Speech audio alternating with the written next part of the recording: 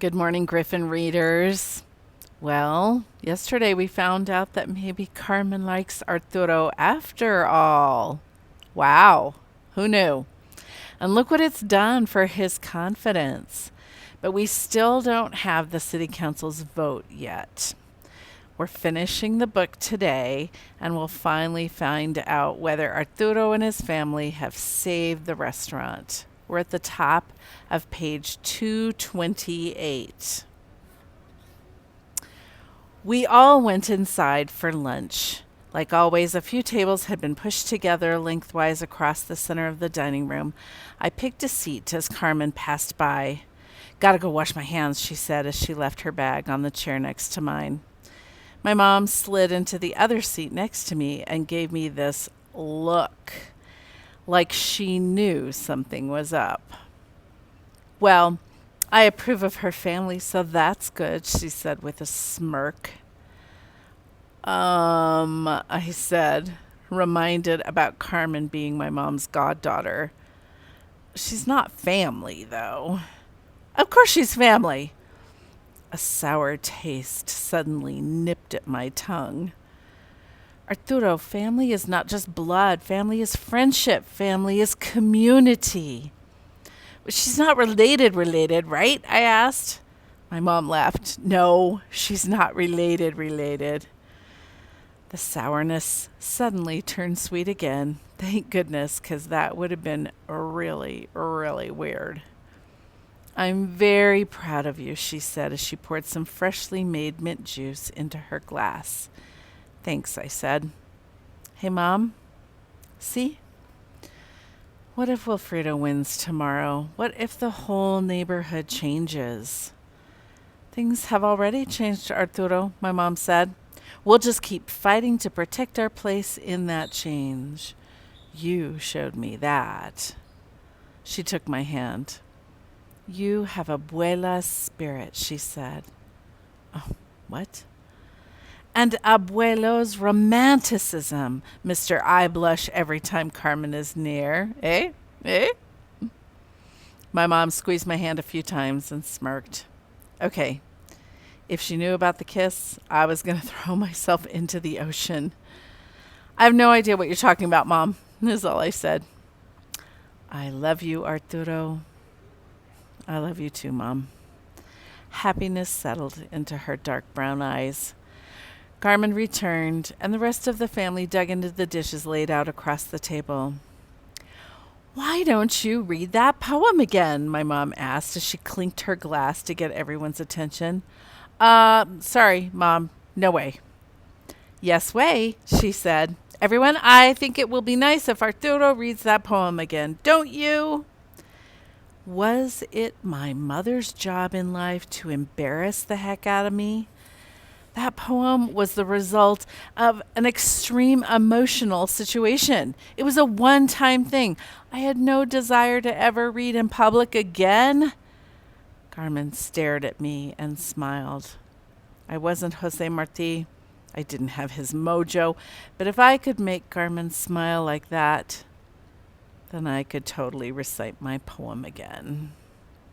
Everyone clinked their glasses in approval when I finished, and Carmen whispered, That was awesome. I wondered if I'd ever be able to be near her without my neck flaring up like a boiling lobster.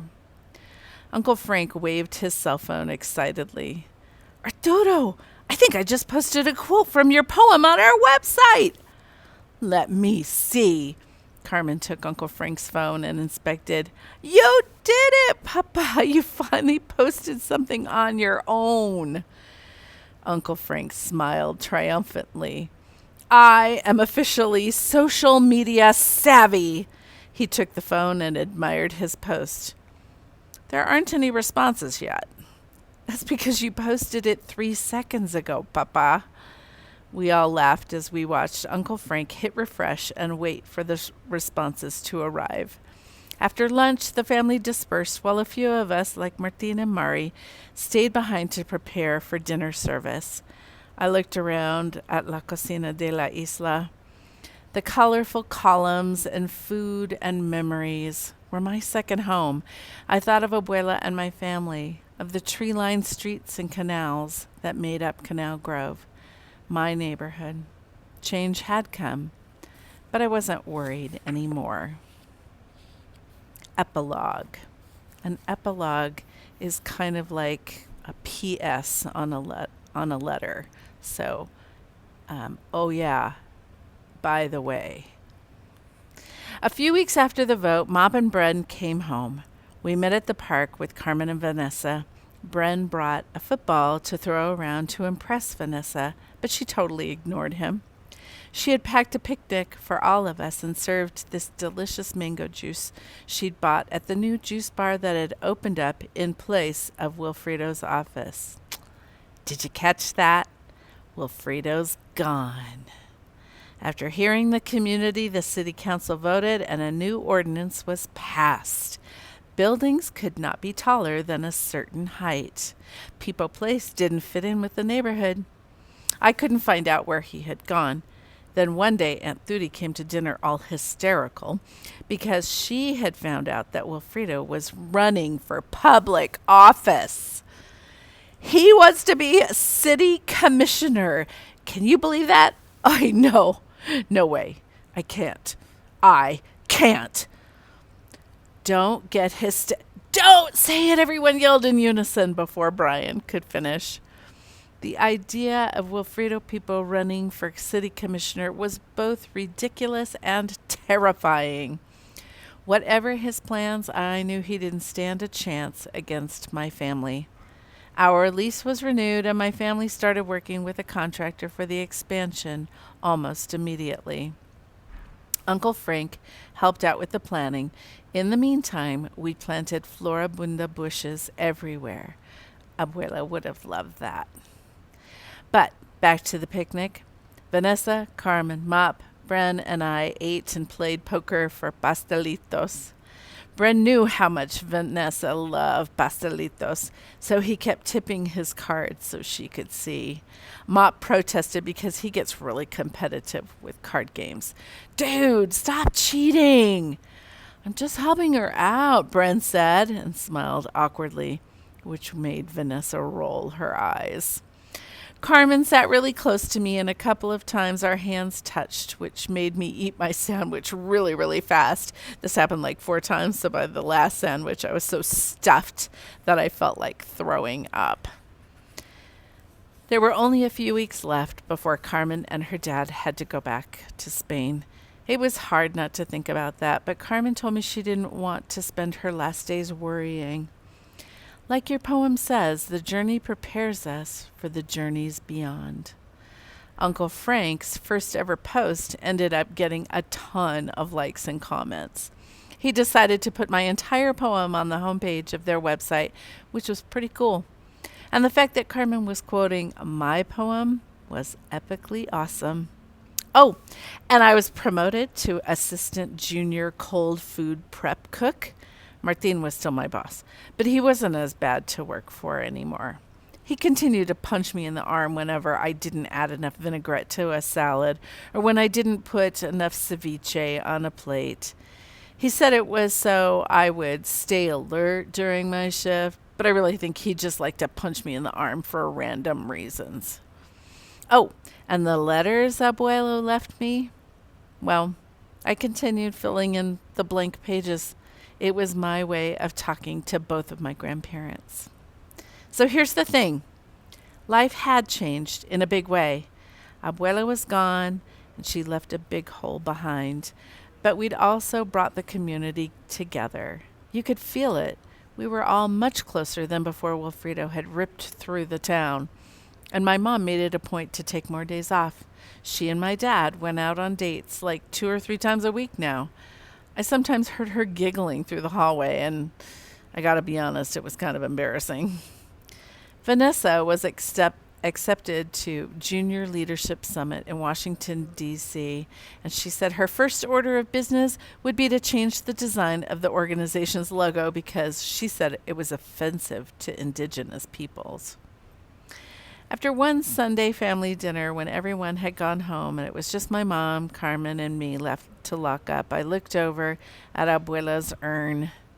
Carmen stood next to me as we waited for my mom to finish up in the kitchen. Carmen followed my gaze and said, I never understood why we display the ashes of the dead this way. She's trapped, I replied. It's sad when you think of how much Abuela liked going to the beach and gardening outside. I turned around to find my mom behind us. I prayed she hadn't heard me say that. You are right, Arturo. And I have an idea. My mom took my abuela's and my abuelo's urns and asked us to follow her outside. We walked through the streets toward the canals.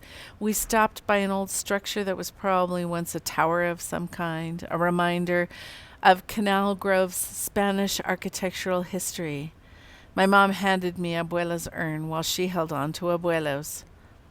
Are you sure, Mom? I asked. They should both flow through this town and out to sea where maybe they'll make it back to the island of their birth. Wow, that's pretty deep, Mom. She smiled and winked. You're not the only poet around here. We opened the urns and freed Abuela and Abuelo into the canal. That's where they need to be, I said. My mom nodded and Carmen smiled as I watched Abuela's and Abuelo's ashes move with the current down the twists and turns of the many canals that made up our beautiful neighborhood. Success! Arturo saved the restaurant and got the girl, but on a more somber note, he is learning to deal with the death of losing a loved one. Beauty from ashes, just like in real life. The book goes on to give you some recipes to try and gives you a preview of another Cartaya book. Marcus Vega Doesn't Speak Spanish, which I highly recommend. I've read that one. And I would also recommend that you read the author's note.